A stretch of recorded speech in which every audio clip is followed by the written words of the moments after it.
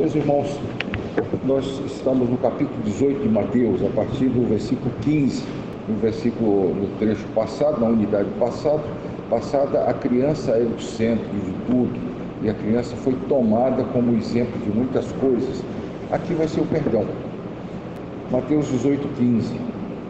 Se teu irmão pecar contra ti, vai arguí-lo entre ti e ele só. Se ele te ouvir, ganhaste o teu irmão. Se, porém, não te ouvir, toma ainda consigo uma ou duas pessoas, para que, pelo depoimento de 2 ou 3 testemunhas, toda palavra se estabeleça. Se ele não os atender, dize-o à igreja. E se recusar ouvir também a igreja, considera-o como gentil e publicano. Em verdade vos digo que tudo o que ligardes na terra terá sido ligado nos céus. E tudo o que desligardes na terra terá sido desligado nos céus. Em verdade também vos digo que se 2 dentre vós sobre a terra concordarem a respeito de qualquer coisa que porventura pedirem, ser-lhes-á concedida por meu Pai que está nos céus. Porque onde estiverem 2 ou 3 reunidos em meu nome, ali estou no meio deles. Então Pedro, aproximando-se, lhe perguntou: Senhor, até quantas vezes meu irmão pecará contra mim que eu lhe perdoe? Até 7 vezes? Respondeu-lhe Jesus: eu não te digo que até 7 vezes, mas até 70 vezes 7. Por isso, o reino dos céus é semelhante a um rei que resolveu ajustar conta com os seus servos. E passando a fazê-lo, trouxeram-lhe um que devia 10.000 talentos. Não tendo ele, porém, com que pagar, ordenou o Senhor que fosse vendido ele, a mulher e os filhos, e tudo quanto possuía, e que a dívida fosse paga. Então o servo, prostrando-se reverentemente, rogou: sê paciente comigo, e tudo te pagarei. E o senhor daquele servo, compadecendo-se, mandou-o embora e perdoou-lhe a dívida. Saindo, porém, aquele servo encontrou um dos seus conservos, que lhe devia 100 denários, e agarrando-o, sufocava, dizendo: paga-me o que me deves. Então o seu conservo, caindo-lhe aos pés, lhe implorava: sê paciente comigo e te pagarei. Ele, entretanto, não quis. Antes, indo-se, o lançou na prisão até que saudasse a dívida. Vendo seus companheiros o que se havia passado, entristeceram-se muito e foram relatar ao seu senhor tudo o que acontecera. Então o seu senhor, chamando-o, lhe disse: servo malvado, perdoei-te aquela dívida toda porque me suplicaste. Não devias tu igualmente compadecer-te do teu conservo, como também eu me compadeci de ti? E, indignando-se, o seu senhor o entregou aos verdugos até que lhe pagasse toda a dívida.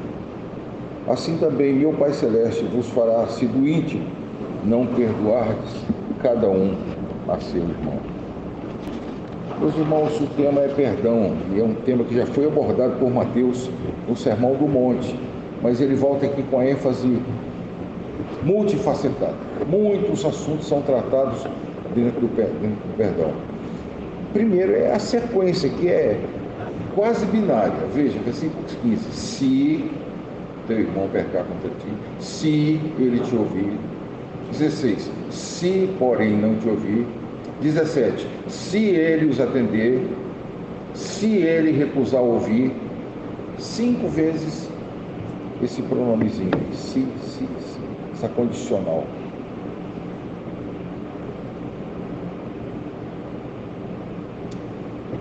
Na realidade, irmãos, dá para quem trabalha com análise de dados fazer até um fluxograma disso aqui. Tão binário que é.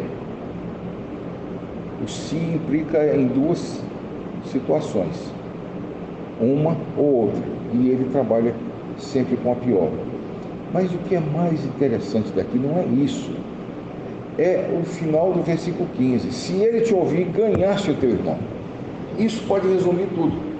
O objetivo da disciplina eclesiástica é sempre o mesmo: o benefício do faltoso.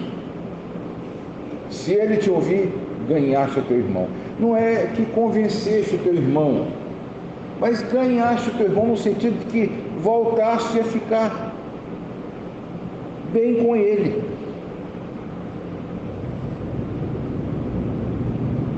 Não existe jeito de se cumprir o amor ao próximo como a si mesmo se você simplesmente diz: olha, ele me fez mal, não quero mais saber nada com ele. Eu não vou brigar, não vou retaliar, mas também não quero saber nada com ele. Então você tem que questionar. A irmandade tem que ser o que era antes. Se ele te ouvir, ganhaste o teu irmão. E a luta por ganhar o irmão envolve não apenas você, envolve duas pessoas que testemunharam aquilo. Não apenas duas pessoas, envolve a igreja. E só depois que ele recusar ouvir a igreja é que ele pode ser, você pode dizer, perdeste o teu irmão. Ele deixou de ser irmão. A disciplina eclesiástica é estabelecida para isso. E é óbvio que Pedro, mais do que pronto, como sempre, quantas vezes eu devo perdoar? 7? E Jesus diz: eu não te digo 7, mas 70 vezes 7. Só que antes dele dizer a Pedro: você perdoe sempre, os 70 vezes 7 é uma hipérbole aqui, é mais ou menos como o sujeito que divide 10 mil talentos. Aqui a expressão em grego é um rapax legomena, não aparece em outro lugar, é mirinho, só está aqui. Muitas vezes, uma coisa que não se podia pagar. 70 vezes 7 ele não para de perdoar. Mas antes disso aparece 2 vezes: em verdade vos digo. Versículo 18: o que ligares na terra terá sido ligado no céu. Repare no tempo verbal. O português não tem um tempo adequado para isso. O Dr. Olivetti traduziu na interlinear dele como estará ligado no céu. Ou seja, a dúvida básica é o seguinte: acontece primeiro na terra e é sancionado no céu, ou acontece no céu e apenas se cumpre na terra? Isso aí é matéria para exegese interessantíssima, porque esse tempo verbal nós não possuímos. Agora, repare no 19: também vos digo que se 2 entre vós sobre a terra concordarem a respeito de qualquer coisa que porventura pedirem, o porventura pedirem dá autorização a muita gente a tirar essa promessa do contexto de disciplina. Mas ela é dada dentro do contexto de disciplina. Só que, modestamente, eu prefiro estudar essa promessa de Jesus, não se preocupando tanto com o contexto de disciplina ou quanto a concordância em 2 a respeito de uma coisa a ser pedida. Eu acho que o Senhor Jesus aqui está diminuindo o miniim. Miniim é aquele quórum que os judeus tinham para fazer uma reunião religiosa. Tinha que ter pelo menos 10. Decorrem da experiência com Abraão. Lembram-se que Abraão barganhou com Deus, começando de 50 justos em Sodoma, passou para 45, 40, 30, 20, 10 parou. E estabeleceu-se entre os judeus que para uma coisa ser válida, para que uma determinada obra de justiça fosse válida diante de Deus, publicamente, tinha que ter pelo menos 10. Então eles não faziam nenhuma reunião se não tivessem 10 bar mitzvah, 10 filhos da lei. E o filho da lei podia ser um garoto de 12 anos que tivesse professado a sua fé judaica. Eu acho que Jesus está baixando de 10 para 2. Onde tiver 2, eu estou no meio deles. Seja disciplina, seja culto, seja qualquer coisa, o Senhor Jesus está no meio deles. Mas voltando, olha as consequências do que Pedro perguntou. Jesus responde a Pedro: não te digo 7, mas até 70 vezes 7. Aí conta a parábola de 2 servos. É o Senhor Jesus que toma a iniciativa. E fala de um que devia ao seu senhor uma quantia absolutamente impossível de ser paga. Por que era absolutamente impossível? Ora, 10 mil talentos. O talento possuía, o talento do Novo Testamento, 32 quilos. 32 quilos vezes 10 mil. Aqui não diz se era talento de ouro ou de prata, mas se fosse de prata, mais barato, era absolutamente impossível o sujeito pagar. Tanto é que eu analiso como uma hipérbole do Senhor Jesus, para comparar com o outro que devia ser em denários. Denário era o preço do tarefa de um dia, era uma diária básica daqueles dias. Um trabalhador de roça, um trabalhador doméstico recebia um denário por cada dia trabalhado. Esse devia apenas 100 dias de trabalho. Ou seja, era perfeitamente possível pagar. Era difícil, mas era possível de pagar. Agora, a dívida maior foi perdoada e a dívida menor não foi.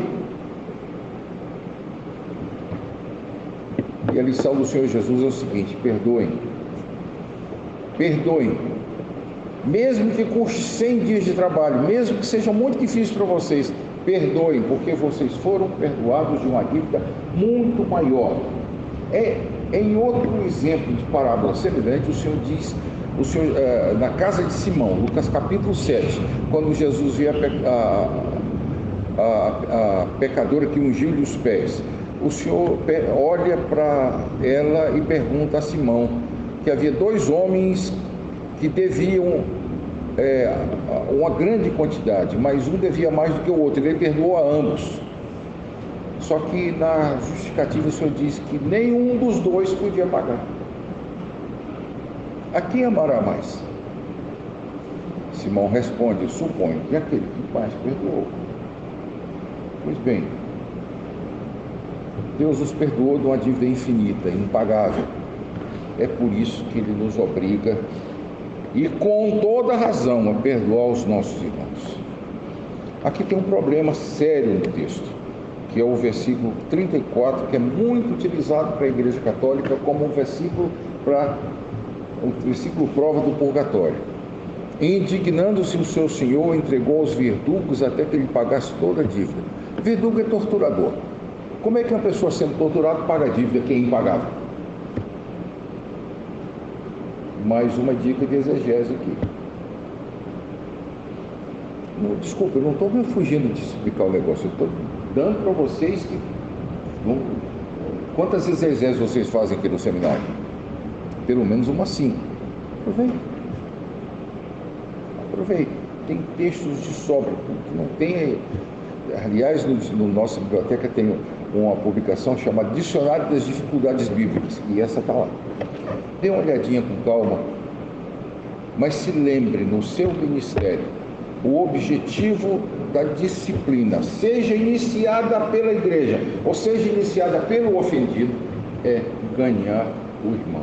Se não for com essa intenção, você está cometendo um grande erro diante de Deus. A disciplina é para ganhar-se o irmão.